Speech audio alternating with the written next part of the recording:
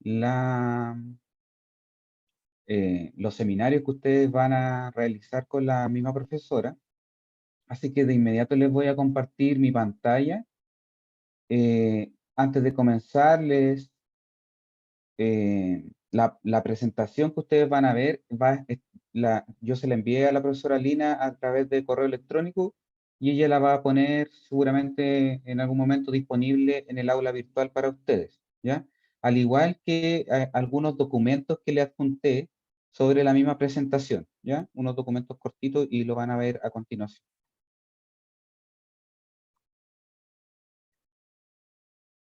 Eh, el tema que vamos a ver hoy día es eh, eh, un examen que está incluido en un programa nacional, ¿ya? En un screening, ¿ya? O un tamizaje que se hace a nivel nacional a todos los recién nacidos que nacen en Chile y que incluye tres patologías. Aquí vamos a ver dos, ¿ya? La fenilketonuria o PKU y el hipotiroidismo congénito. Y hace unos años también se incluyó también en este screening con la misma muestra de sangre que ustedes ven en la imagen, que aquí es de talón, se tomó una muestra sanguínea de talón. En este mismo examen, con esas mismas gotas de sangre, también se incluyó una tercera patología en el mismo screening, ¿ya?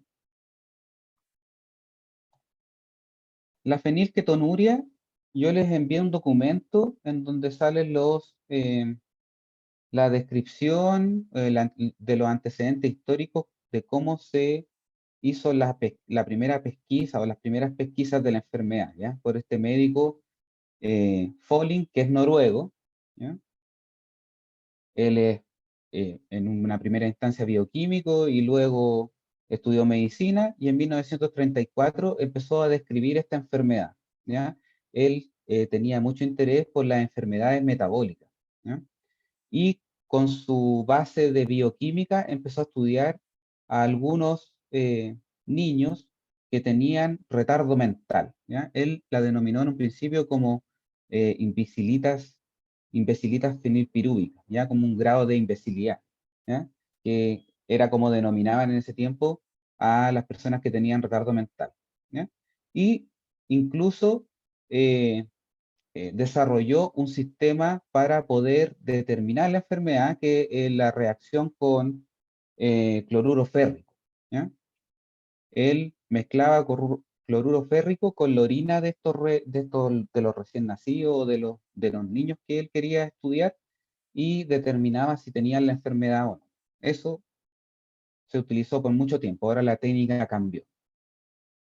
En el documento que yo les envié está descrito la mayoría de lo que ustedes aquí ven en la presentación a modo de como una especie de relato, ¿ya? Cómo él eh, pudo eh, estudiar esta enfermedad que no tenía un diagnóstico certero hasta el momento, ¿ya? Toda la enfermedad de la fenilketonuria genera un retardo mental profundo. Y en ese tiempo, en el 1934, no había forma de determinar quiénes tenían fenilketonuria y quiénes tenían otras formas de enfermedades que causaban retardo mental, ¿ya? Y él desarrolló esta técnica. Esta es una enfermedad que es un error congénito relacionado con el metabolismo de la fenilalanina.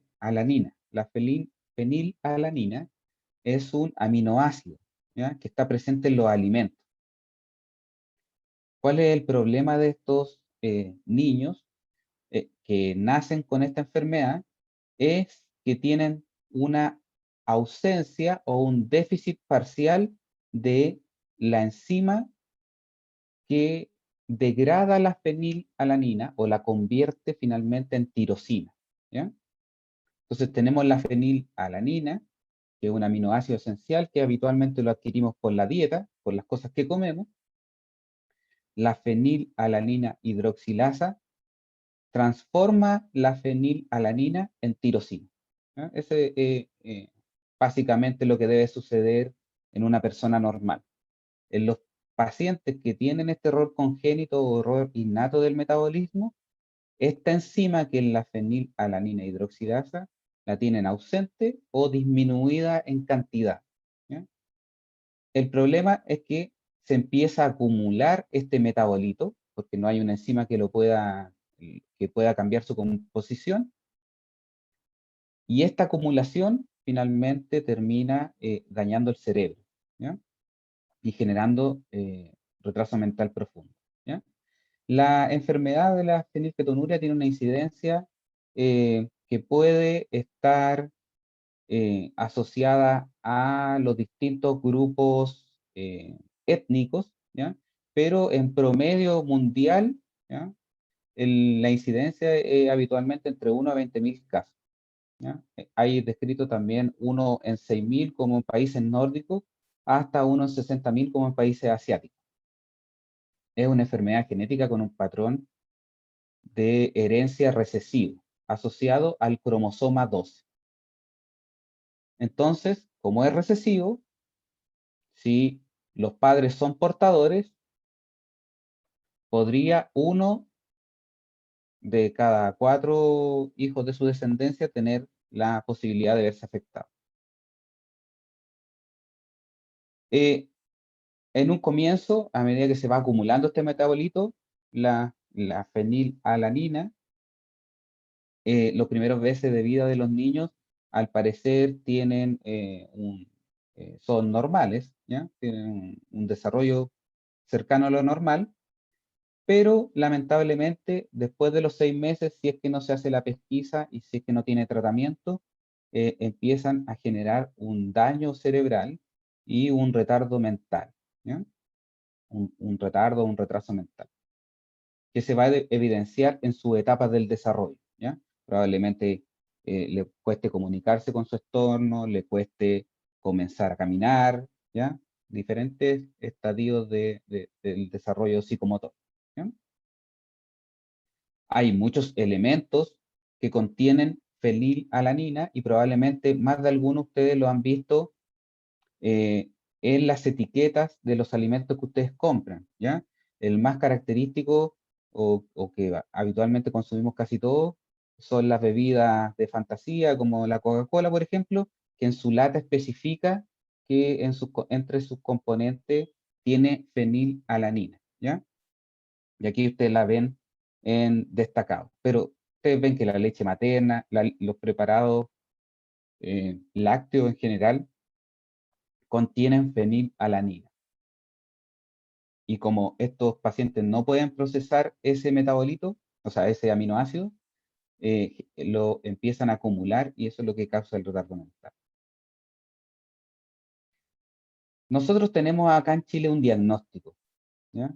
Está incluido desde el año 92 el diagnóstico la pesquisa para todos los recién nacidos que nacen en Chile. Ya no porque los recién nacidos tengan algo en especial, no porque sus papás tengan algún grado de retraso mental, sino que se le hace a todos los nacidos en todos los hospitales y en todas las clínicas, en todos los lugares en donde hay maternidad.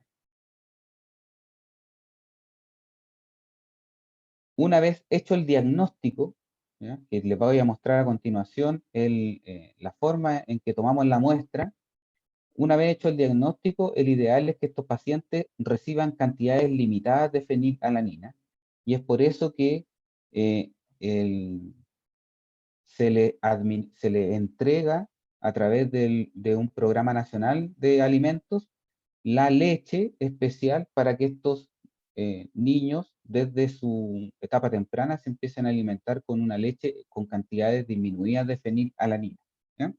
Y el objetivo es mantenerlos con rangos de 2 a 6 miligramos por decilitro por lo menos hasta los 6 años, ¿ya? Entonces tienen que tener un control estricto por nutricionista con evaluaciones bioquímicas, neurológicas, psicológicas, y eso habitualmente lo lleva a cabo una institución del gobierno que se denomina INTA, que significa Instituto Nacional de Tecnología de los Alimentos, ¿ya? Ellos en su quehacer deben llevar el control de los pacientes que tienen errores innatos del metabolismo, ¿ya? Porque está asegurado estatalmente el tratamiento para estos pacientes, tanto de fenilketonuria como los que tienen hipotiroidismo congénito, ¿ya? La otra enfermedad que se agrega al examen con las mismas gotas de sangre es la fibrosis quística, ¿ya? Porque no lo vamos a ver en detalle ahora. Eh, Teníamos también con el mismo examen, que les voy a mostrar hacia el final la forma de la toma de examen, la pesquisa del hipotiroidismo congénito, ¿ya? Entonces primero tenemos la fenilketonuria, determinando la concentración de fenilalanina que tiene la muestra de sangre del paciente, y también con la misma muestra podemos pesquisar otra enfermedad metabólica que se denomina hipotiroidismo congénito. El hipotiroidismo congénito también es una causa común de retardo mental y tiene una incidencia incluso mayor que la fenilketonuria. Recuerden que les comenté de que la fenilketonuria tenía una incidencia de 1 en 20.000 recién nacidos vivos, y la incidencia de hipotiroidismo congénito es de 1 en 3.500 o 1 en 4.000 recién nacidos vivos. Tiene una incidencia mucho más alta, ¿ya? Para que se hagan una idea, en el Hospital San Camilo, en donde ustedes probablemente vayan a hacer sus prácticas en los próximos años, nosotros tenemos cercano a los 1.800 partos al año, ¿ya? Así que podríamos encontrarnos por lo menos eh, un caso de esto al hacer la pesquisa. ¿Cuál es el problema acá? En que puede haber una agenesia total de la glándula tiroides, o puede haber glándula pero que funciona de manera deficiente, ¿ya? Que está hipoactiva. Eh,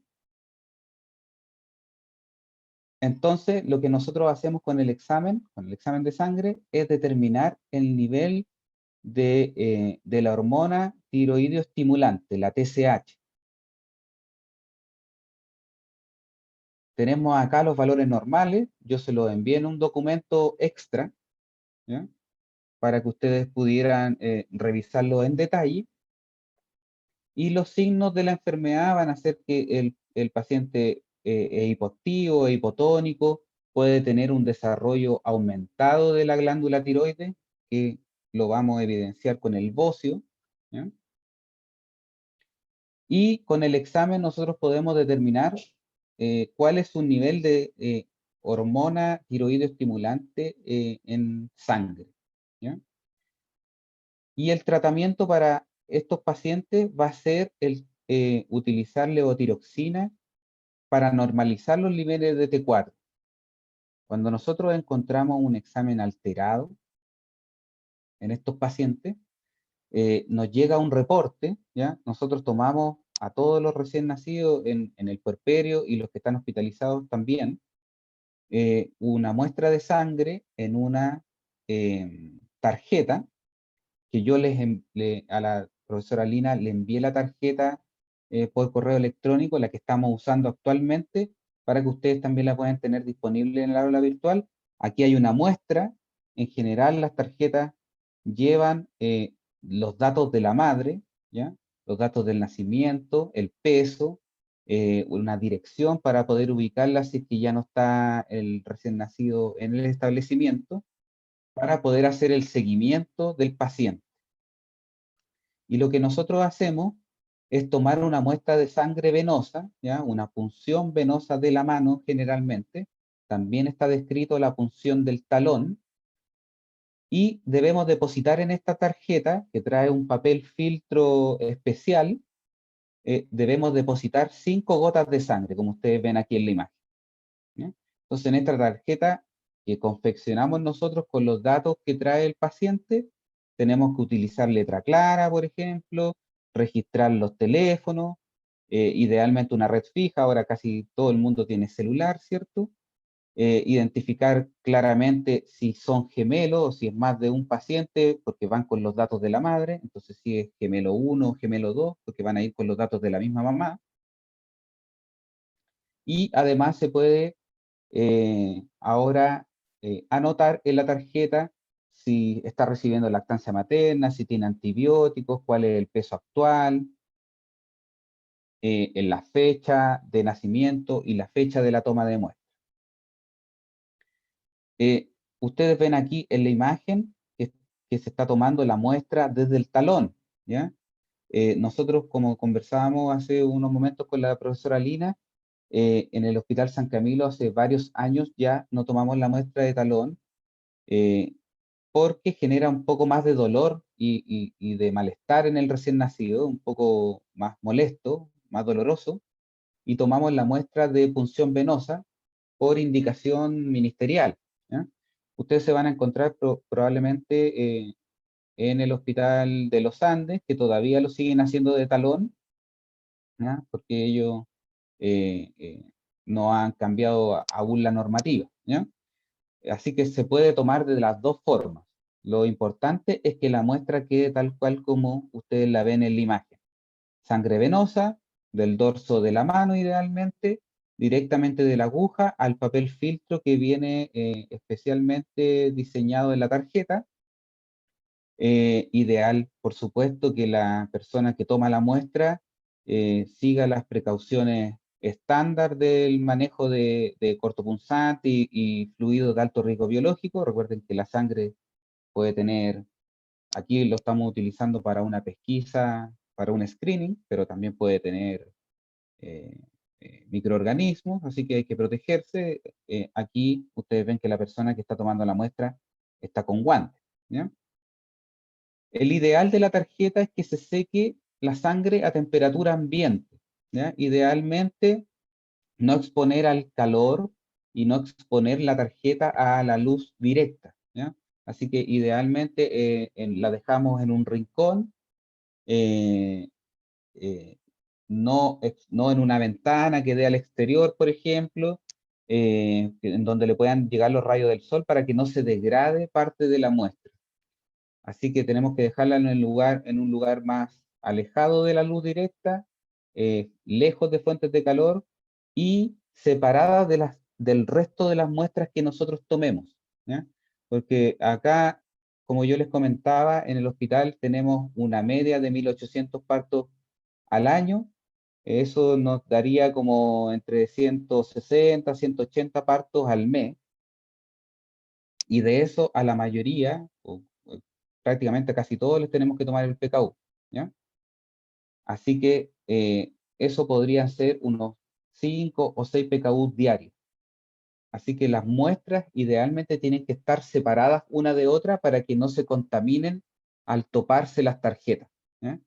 La tarjeta que yo le envié a la profesora Lina y que va a dejar disponible en el aula virtual, la particularidad que tiene ahora, que es diferente a la que ustedes ven en la imagen, es que tiene una aleta que puede cubrir la muestra.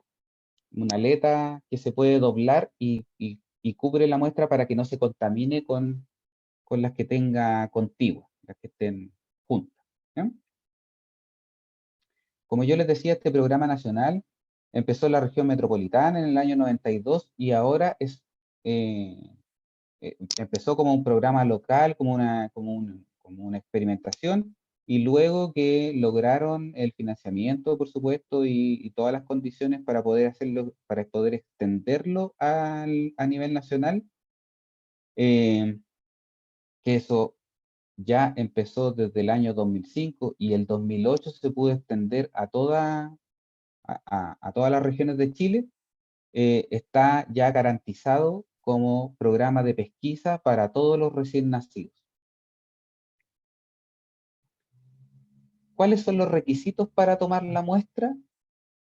Como les comentaba, que la fenilalanina es un aminoácido que se adquiere de la dieta, y la dieta del recién nacido va a ser exclusivamente leche, tanto artificial como leche materna, idealmente leche materna, se establece que para poder hacer la acumulación de este aminoácido en sangre y para disminuir la ocurrencia de falsos negativos, el paciente debe tener por lo menos 40 horas, pero 40 horas alimentándose, ¿ya? Nosotros cuando tenemos pacientes que ingresan a hospitalizarse y quedan en régimen cero por cualquier patología, tenemos que diferir la toma de la muestra hasta que el paciente se empiece a alimentar. Eh, También tenemos algunas particularidades en la toma de la muestra, sobre todo en los recién nacidos que no son de término. Las 40 horas son para los recién nacidos que son de término, sobre 38 semanas. De 38 semanas hacia arriba se les toma una muestra a las 40 horas de vida. Y los que tienen 37 semanas hacia abajo, 37 y 36 semanas, se les toma una muestra a los 7 días. ¿Ya? Hay que dar un tiempo mayor para que se pueda acumular la fenilalanina, ¿ya? O para que se pueda expresar el aumento de TSH. Para los pacientes que son de menos de 35 semanas, se toman de 35 o menos, se toman dos muestras, una a los 7 días de vida y otro a los 15 días de vida. Y si el paciente ha recibido transfusiones de sangre, que generalmente las transfusiones son de sangre donada por un adulto, se debe esperar un tiempo para poder tomar una muestra que sea más fidedigna, que sea más real. Y generalmente se dejan pasar 72 horas después de una transfusión, ya sea de sangre, de sangre total, de glóbulos rojos, de plaquetas, ¿ya? O de plasma. Se debe esperar por lo menos 72 horas para poder tomar este examen. Entonces tenemos que tenerlo en consideración si tenemos un paciente hospitalizado. Yo les comenté de que algunos de los documentos que les mostré aquí van a estar disponibles en el aula virtual, ¿ya? Uno de los documentos de los que yo hago referencia se lo mandé a la profesora Lina, que lo va a poner disponible. Y aquí en la misma presentación les voy a dejar la bibliografía, ¿ya? Para que ustedes puedan complementar su autoaprendizaje, ¿ya? Desde aquí se sacó toda la información. Ustedes, por supuesto, pueden encontrar más información dentro de la misma web, idealmente paper o literatura científica, ¿ya? También hay algunas páginas que están diseñadas para orientar a los padres cuando nosotros tenemos que entregarles la información o cuando su hijo tiene un diagnóstico de alguna enfermedad metabólica, ¿ya? Estas páginas hacen orientación para los padres también. Ustedes van a desarrollar este tema ahora en los seminarios que tienen a continuación, así que yo les dejo abierta la puerta para que les voy a mandar por el chat mi correo electrónico por si tienen algunas dudas de los documentos que ustedes revisen, ¿ya? Así podemos tener una comunicación más fluida. Ustedes me mandan el correo electrónico con las dudas que tengan y yo voy a poder estar disponible para ustedes para poder tener una comunicación. Dejo abierto para las preguntas. Profe, Díganme. sobre la leche que se le da a los bebés de la primera condición. ¿Esa leche cuál es como que es su fin? O sea, ¿puede mejorar la condición o es solamente para incluirle ese aminoácido, creo que era, como a la alimentación? Ese aminoácido está, como yo les mostraba en un principio, en la mayoría de los alimentos que nosotros consumimos, generalmente derivados lácteos o derivados de la carne, ¿ya? Por supuesto que la primera alimentación de los recién nacidos va a ser leche, ¿ya? Leche materna o em, leche artificial. Lo que hace el programa de alimentación complementaria, el Programa Nacional de Alimentación Complementaria, es entregarle a estos pacientes diagnosticados con fenilketonuria una leche que tiene menos cantidad de fenilalanina. Es la fenilalanina la que puede llegar al cerebro y generar el retardo mental, su acumulación. Entonces, lo que hace este programa es entregarle una leche especial que tiene menos cantidad de fenilalanina y por supuesto también mantener en control al paciente cuando se empieza a alimentar con otros alimentos que no sean leche, va a tener un control estricto nutricional, con alimentos que tengan menos cantidad de fenilalanina. O sea, va a tener que llevar una dieta. No sé si eso responde a su pregunta. Sí, profe, ahora sí. Gracias. El tratamiento para la fenilketonuria va a ser esta dieta especial y con menos cantidad de fenilalanina. Y por supuesto que se le va a hacer controles periódicos, tanto nutricionales como de exámenes a estos pacientes. El tratamiento para el hipotiroidismo congénito va a ser la levotiroxina, ¿ya? Y yo se los puse ahí también su rango terapéutico, ¿ya?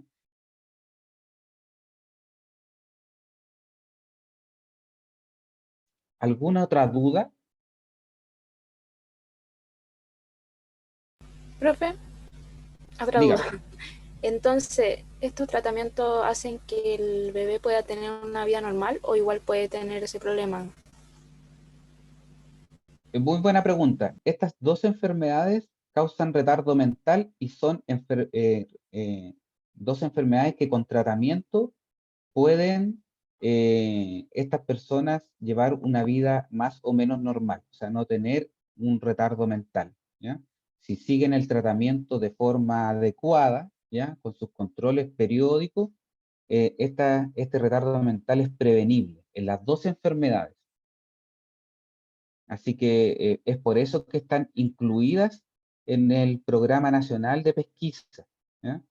En algunas clínicas, en algunos laboratorios también, ahora se están buscando muchas más enfermedades que estas, ¿ya? Nosotros tenemos disponible, que tenemos que comprarlo como servicio en el hospital, un screening metabólico ampliado que busca otras enfermedades metabólicas que tienen menos frecuencia que estas. Pero eso nosotros tenemos que pagarlo como adicional, ¿ya? Los servicios públicos de salud tenemos que comprar el servicio de estos laboratorios si es que queremos complementar el diagnóstico de de algún paciente que tenga algún problema metabólico, ¿ya?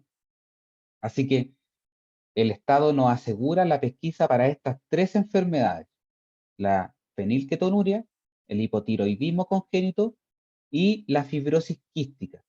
La fibrosis quística no la incluí aquí en esta presentación. Idealmente ustedes pueden buscar información, pero no la incluí porque todavía se debe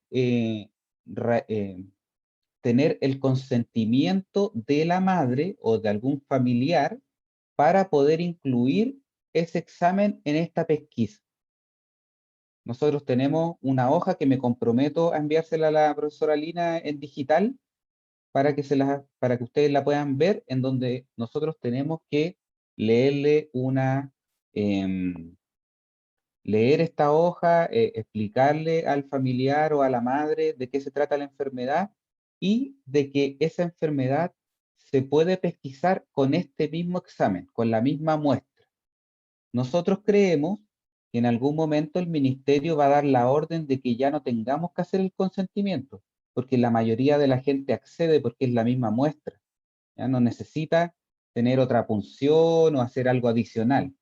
Entonces, como sumarle la pesquisa de otra enfermedad al mismo examen, ¿ya? Al mismo examen que ustedes vieron ahí en esa misma tarjeta.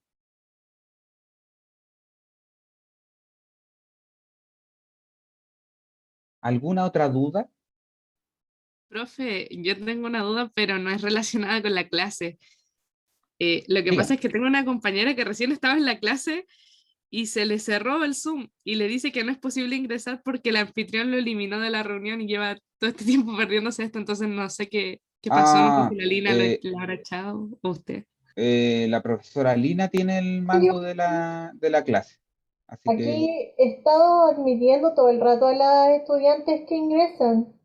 No he eliminado Es a nadie, que, porque Ni siquiera la deja entrar, así nos mandó una foto y dice, el anfitrión la ha eliminado de esta reunión y no la deja ni siquiera ingresar como a la sala de Ah, espera. Bueno, le voy a decir que revise, pero era para de, saber si de por todas casualidad. maneras, Gabriel, ¿sí? ¿Así es su nombre? Gabriel. Gabriel, Eh, pero me dicen Kiwi. Gabriel, Gabriel, bueno, Kiwi. La clase está grabada. La clase la está grabando la profesora Lina y probablemente la vaya a compartir en el aula virtual. Y yo, por supuesto, que les dejo la invitación a que si ustedes necesitan más información o aclarar dudas, ya yo les dejé ahí la bibliografía para que ustedes, está dentro de la misma presentación, ustedes me hagan llegar sus dudas si es que no se le ocurre alguna o si es que no nos da tiempo ahora para poder resolverla. Les voy a compartir en el chat mi correo electrónico para que ustedes hagan las dudas que estimen pertinentes, ¿ya? Eh, entonces les voy a escribir aquí.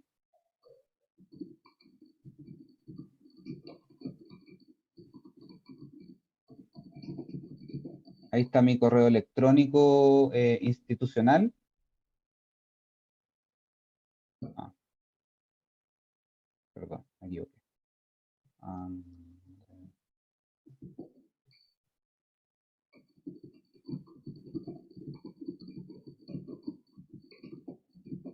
ahí está el correo corregido, ¿ya? Para que ustedes me puedan mandar las dudas que tengan. No sé si alguien tiene una duda para que la veamos ahora en vivo o damos paso para que ustedes puedan seguir con cómo van a desarrollar los seminarios con la profesora Lina.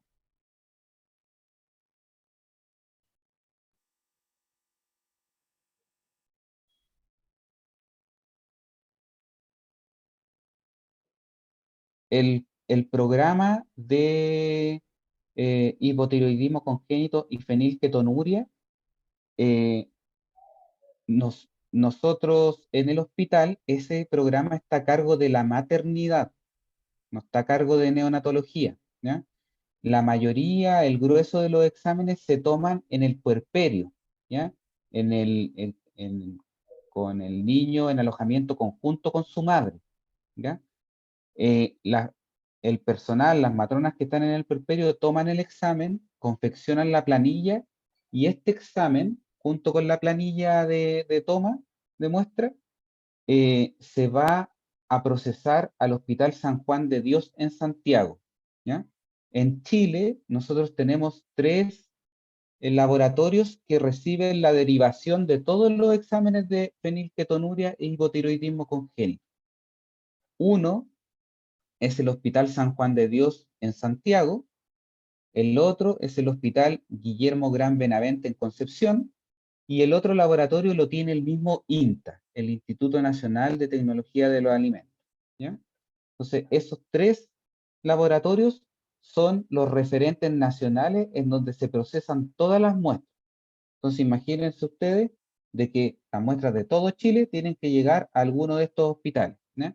En Chile, el promedio de parto, si no me equivoco, está rondando ahora los 200.000 partos en el año, ¿ya? Así que podríamos decir que ese sería más o menos el número de muestras que tienen que revisar en un año, ¿ya? Como para que se hagan una idea. Y, por supuesto, como es un programa nacional, nosotros recibimos la, la información de vuelta si es que necesitan que nosotros tomemos exámenes de confirmación, ¿ya? Si sale algún valor alterado, por mínimo que sea, según los valores que yo les consigné en los documentos y en el Power, ahí ustedes van a poder ver de que si necesitamos una muestra adicional, ellos nos informan por correo electrónico y si el paciente no está ya hospitalizado, si ya se ha ido a su casa con su madre, ¿ya? Porque es un examen que demora cierto tiempo, generalmente tenemos respuesta entre 10 a 15 días, eh, ahí nosotros tenemos que buscar y citar a este paciente. Se cita tanto por el CEFAM que le corresponda o se cita a través del hospital para que concurra al hospital y poder tomarle una nueva muestra. ¿Ya? Tenemos que hacer seguimiento de esos pacientes para hacer un diagnóstico precoz y que reciba un tratamiento oportuno. El tratamiento idealmente tiene que estar ya ejecutado idealmente entre las 3 y 4 semanas de vida, si es que se hace el diagnóstico. ¿Ya? Entonces tiene que ser muy precoz para que el paciente pueda tener un desarrollo normal y evitar un retardo mental.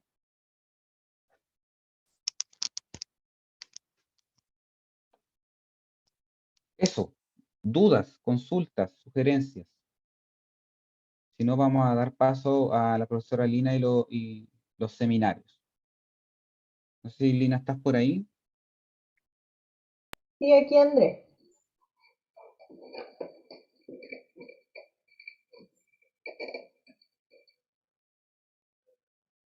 No tengo dudas, dice Anaís. Me parece muy bien.